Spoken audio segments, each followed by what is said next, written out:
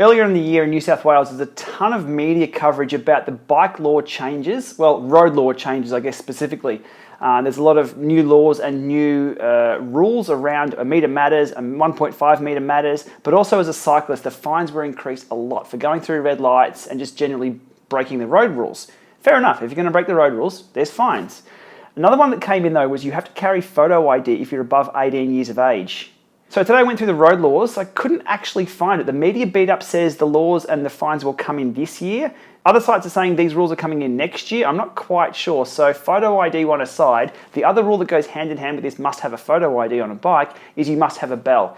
This has been law in Australia for a long time. You've got to have a warning device such as a bell or a horn. A loud Aussie bogan shouting isn't good enough, obviously. Well, it has been in the past for me. But you've got to prove that you've actually got a bell on your bike or a horn. Well, side note, you don't have to prove you've actually used it either. You just have to have it on your bike. So, to get our bikes legal here in New South Wales, I went out and bought some bells. Now, I know what you're saying, Hubbards or Freds. But look, these will come off on race day. They will go in our race bikes. I'll install them discreetly in a sec. It's more about being a courteous user of the shared path. There's a lot of shared paths around here. We went for a ride last night, and those bells came in very, very handy. Me yelling out bike back or on your left, on your right, it can be intimidating for people walking along. The bell is a bit of a higher pitched, bit of a friendly, hey, I'm here. If you use it from about 20 to 30 meters back, it's a much better experience. So, bike bell installed, and it was a lot better.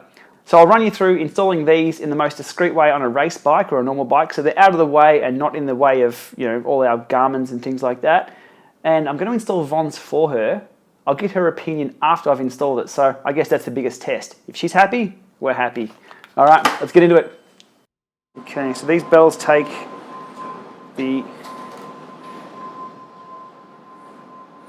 that out and that out. Now it'll go on the handlebars. Ideally, I'd like this to go on the stem, underneath the stem. Okay, this stem itself is too big for that to actually go around. I've seen the guys over in Perth install that, but that's not going to fit on there on my bike at all. That stem is way too big. So I think we'll go on the bars. We'll go there, but upside down.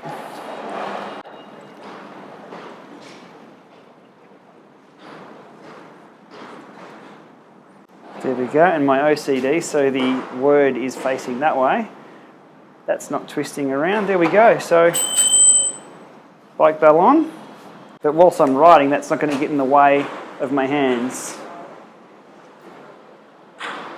I think that looks pretty neat. What do you think? Looks good to me. Okay, that's mine done. So, solution number 2. Von's bike. So I say we have a go at installing on the stem here. It's a bit loose though. Say we go down there.